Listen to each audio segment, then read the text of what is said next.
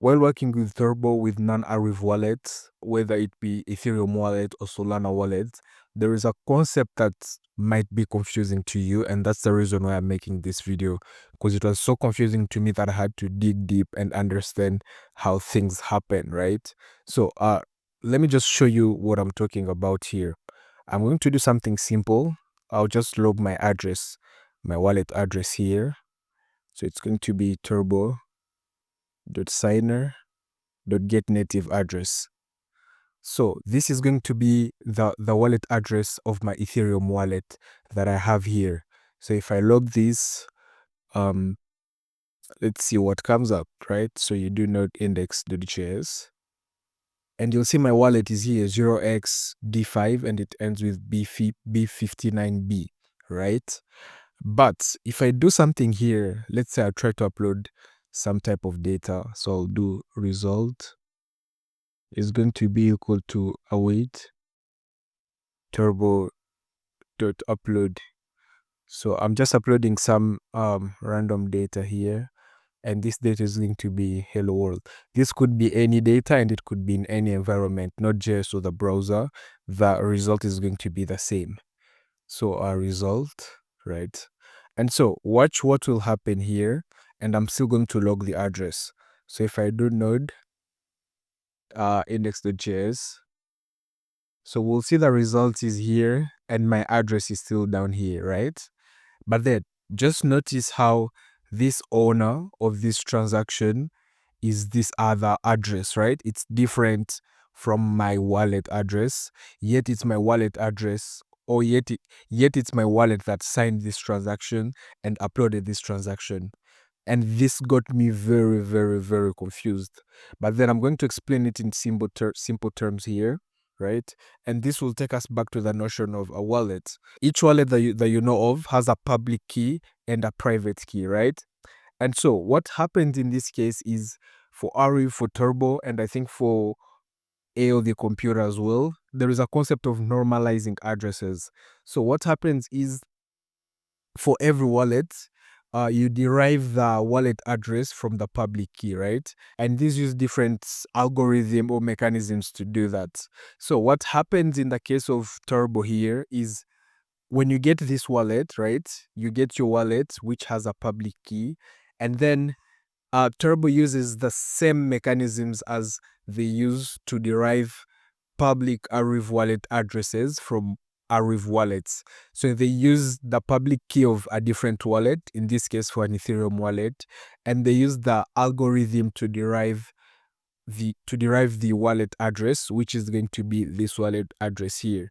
So what happens here is it's the same wallet, the same Ethereum wallet, but then they're using an Arweave related mechanism to derive the wallet address here. And if you count this is a 43 in length, just like any other Arweave wallet address, or just like any other Arweave wallet address. But if you count this has to be 42, I think, for Ethereum.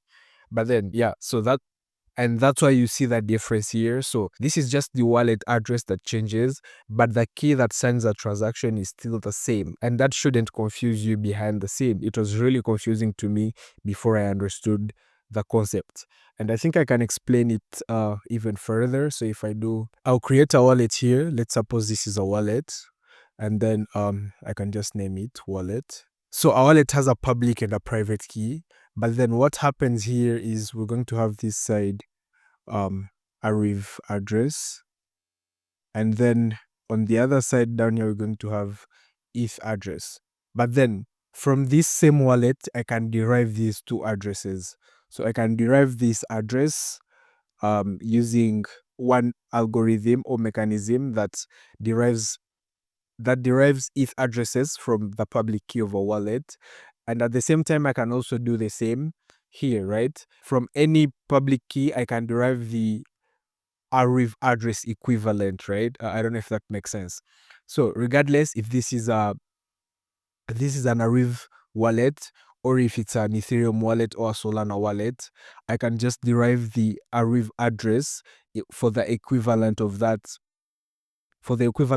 public key using the same algorithm that is used by Arweave wallets to derive Arweave wallet addresses. And that's why for wallets that are not Arweave based wallet, you will see these two, right? Because there are two different mechanisms here to derive the address from the same public key. So you have the ETH1 that you saw there, and you also have the Arweave address one. So this is the one that gets used on the transaction. The reason being, many protocols in the Arweave ecosystem expect or they check for that same pattern of addresses or same length, because if you do something like this, so here we have result.owner.length, you'll see that the length of the Arweave address is 43, but the address of the Ethereum wallet is 42.